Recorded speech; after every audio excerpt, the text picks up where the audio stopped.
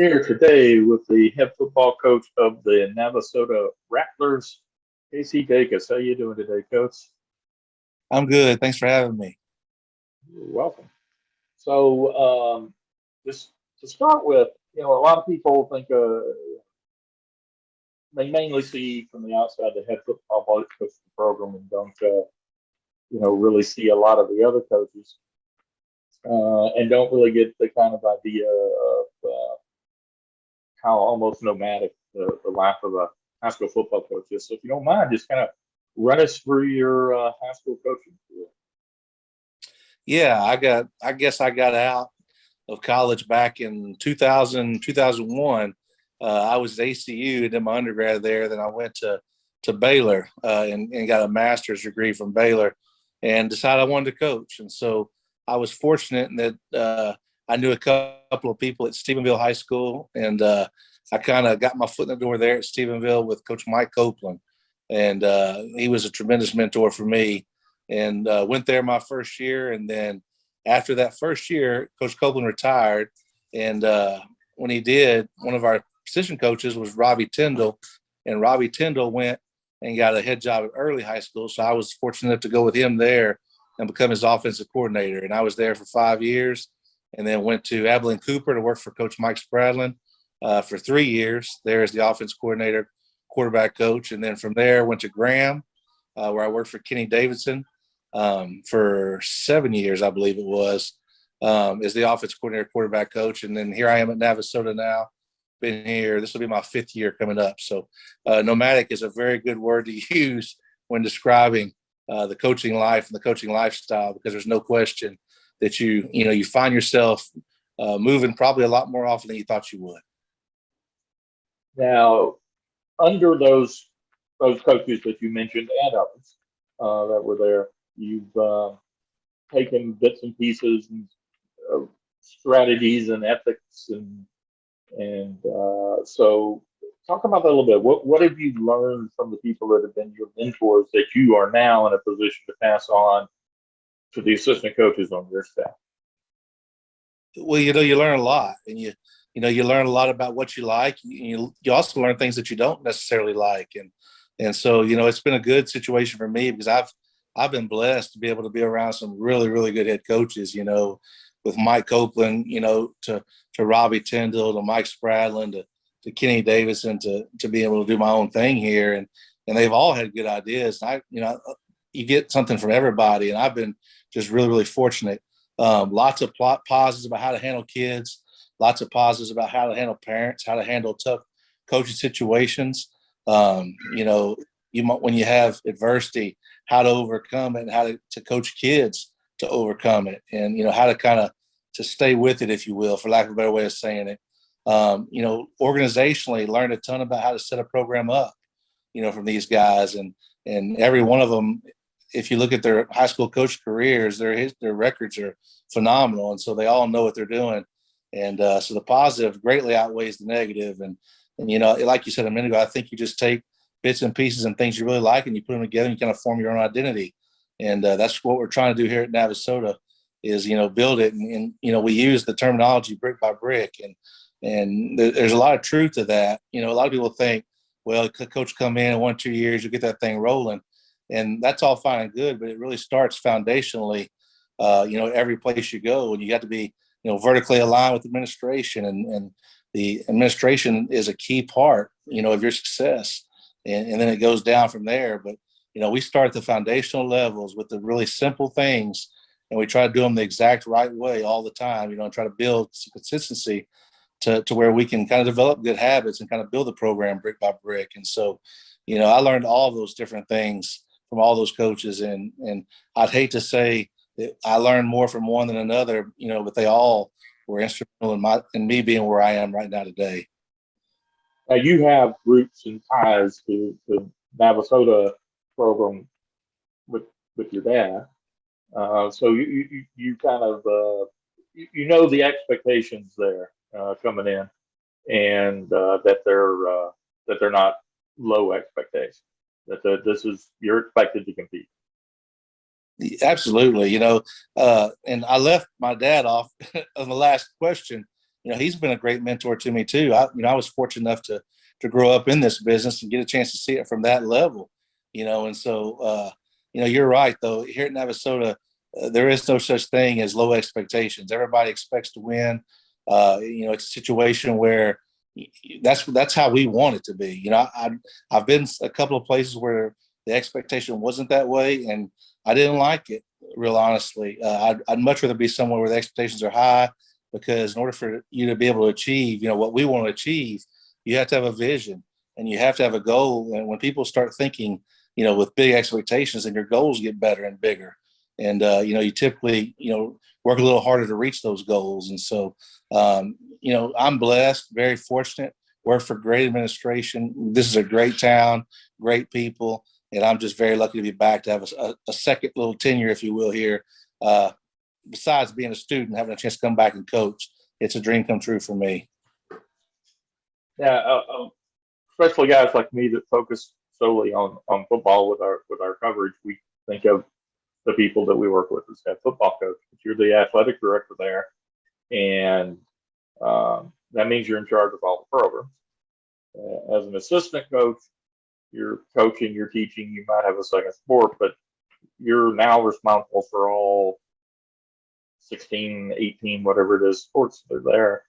And we think of, this time of year for the 4A and down is kind of slow, but this is your busiest time of year. In fact, earlier today, you were dealing with an issue related to, I think, regional track and field meter or something like that. Yeah. So talk a little about your involvement other than in football.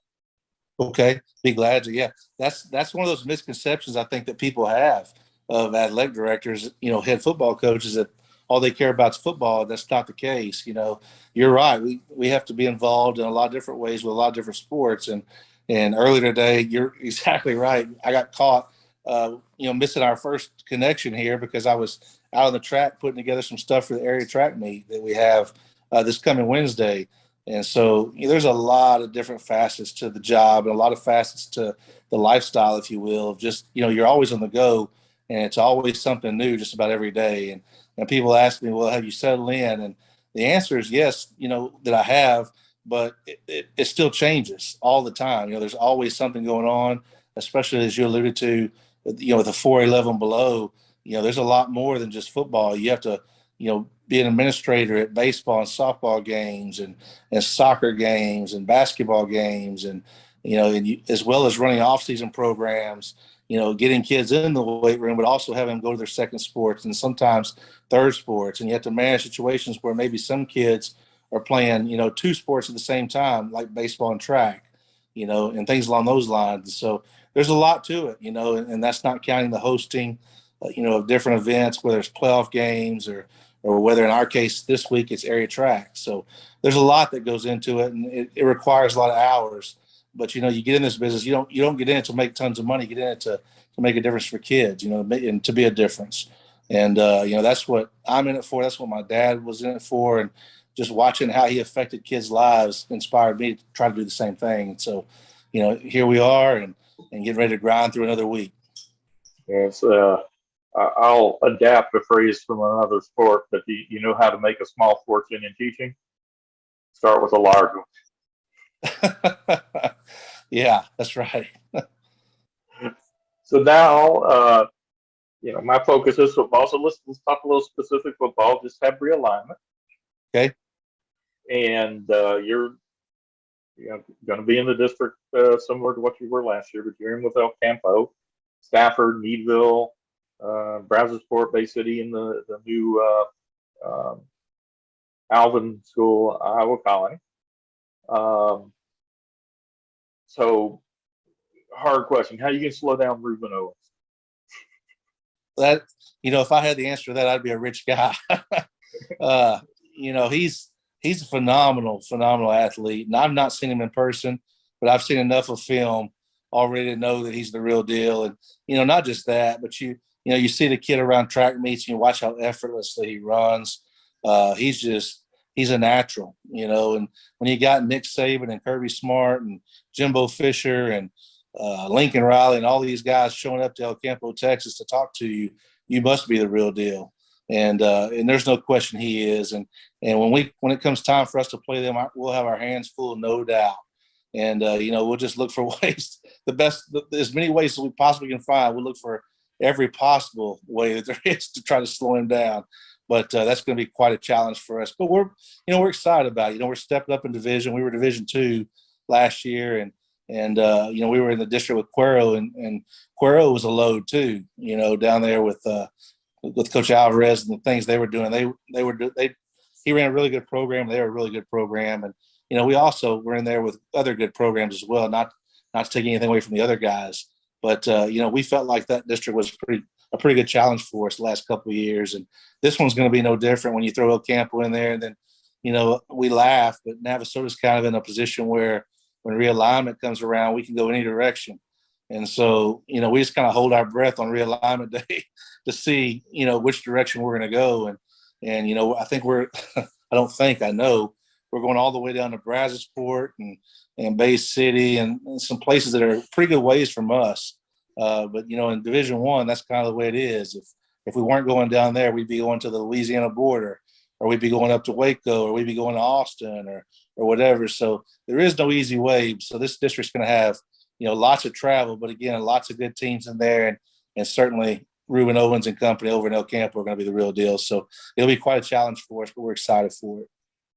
Yeah, a little unfair of me making you talk about somebody on somebody else's team. So let me give you a chance to talk about some of the kids on your team. Who are the names I'm going to be reading in the paper on Saturday morning for the Rattlers?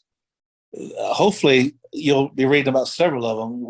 We feel really good about where we're at right now. We've kind of been gradually getting better and better and better.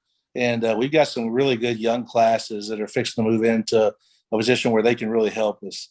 And I would like to tell you that we have a starting quarterback. We really don't yet.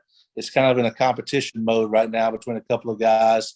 And we're excited about that because competition is a really good thing for a coach. When you have that going on, guys are getting better.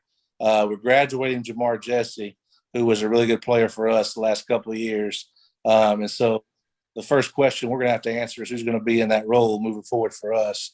And right now we've got a couple of candidates. One is Hudson Minor, who is going to be a junior, and then the other one is Javen Jesse, who's actually Jamar's little brother, who's going to be a sophomore. And they're both very capable young men, very intelligent, can make plays with their arm and their feet. And so we feel good about either direction, honestly, that we go there. We have a running back coming back named Jamal Thomas, who last year as a sophomore rushed for 1,000 yards, and he's going to be a junior next year. Our offensive line, we have 3 out of 5 starters back. We've got 2 receivers back out of our 4.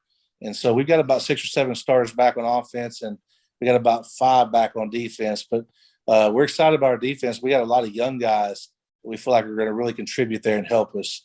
And, we want to get back to playing the defense that we did a couple of years ago when we were playing against Midlothian Heritage and some of those other guys from a couple of years ago. So, again, we're excited about where we are. We're really young, so I hesitate to name too many names just because I'm not sure how it's going to shake out just yet. But I'll be glad to visit with you once we get going, once we got some of this stuff kind of solidified as far as positions go. I'll be able to talk about it a little bit better. All right, fair enough. I obviously haven't missed all that many meals. What's the go-to for Casey Dacus and Navasota? As far as the go-to what? I'm sorry, I missed the first part. Restaurant. The go-to restaurant. Here in Navasota right now, I would say the place we would probably frequent the most would be Los Cabos, which is a Mexican food place on Highway 6. That'd be the go-to here in town that we typically visit. And what's the Casey special at Las Cucas? It's going to be probably what they would call pollo relleno, I can't even say it right, but it's basically grilled chicken stuffed with shrimp, and then with rice and beans and guacamole and that kind of stuff. So for me, it's really good and I enjoy it. All right. Well, Thanks a lot for your time today, Coach, and definitely hope to get up and see your Rattlers again pretty soon. Thank you for having me. I appreciate it. You're always welcome in Navasota.